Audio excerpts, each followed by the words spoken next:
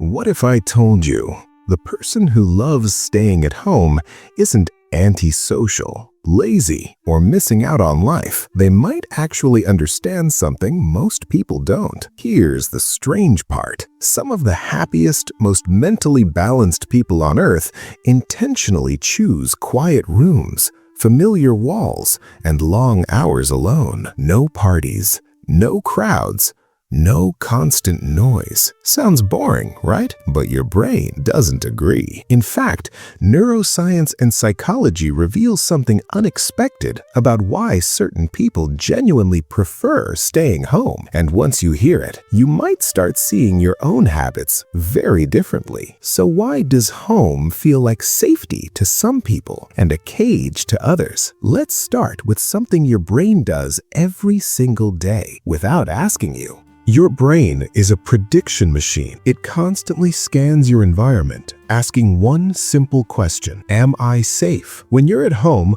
your brain already knows the sounds, the smells, the lighting, the temperature, and even the tiny creaks in the floor. There are no surprises, no social risks, no unknown variables. That familiarity lowers cortisol, the stress hormone, and allows your nervous system to shift into recovery mode. Heart rate slows, muscles relax, mental noise fades. But here's where it gets interesting. Not everyone experiences the outside world the same way. For some people, crowds, conversations, and constant stimulation quietly drain their mental battery. They may look calm on the outside, but internally, their brain is working overtime, which leads to the next surprising truth. You've probably heard the word introvert, but most people misunderstand what it actually means. It doesn't mean shy.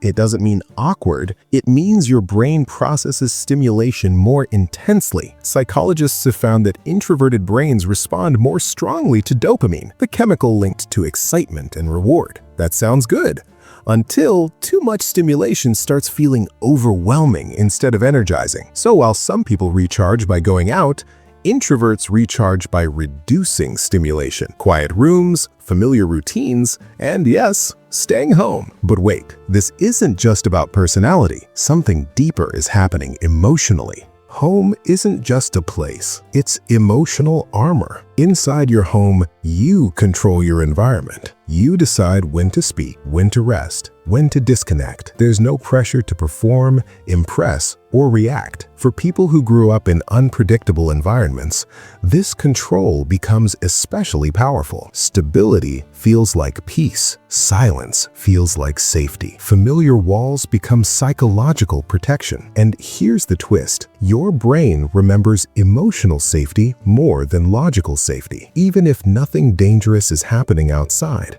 your nervous system may still prefer the calm certainty of home. But there's another hidden reward few people talk about. Many people who love staying home report something unexpected. They think better, create better, feel more themselves. That's because solitude activates the brain's default mode network, the system responsible for imagination, memory, self-reflection, and creative thinking. This network becomes more active when external distractions drop. That's why writers, inventors, and thinkers often retreat into quiet environments. It's not isolation, it's mental clarity. So staying home isn't always about avoiding life. Sometimes it's about finally hearing your own thoughts. But now comes the question most people are thinking. Here's the honest answer. It depends on why you're staying home. If home feels peaceful, energizing, and restorative, that's healthy. If home feels like hiding from fear, anxiety, or unresolved stress, that's a warning sign. Psychologists point out that avoidance can slowly shrink your comfort zone. What feels safe today can quietly become limiting tomorrow. The difference is intention. Are you choosing home?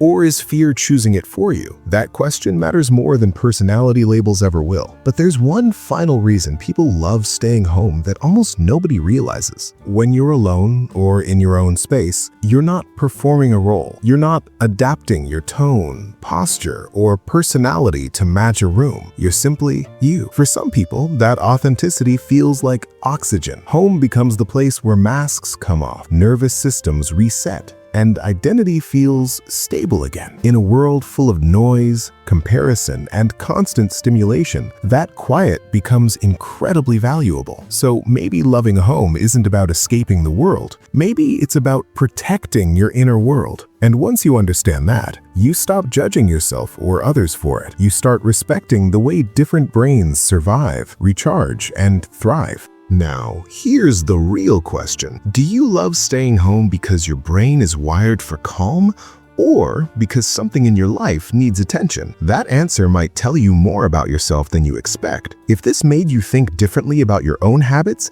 hit like, subscribe, and share this with someone who always cancels plans. They might finally feel understood, and stay curious.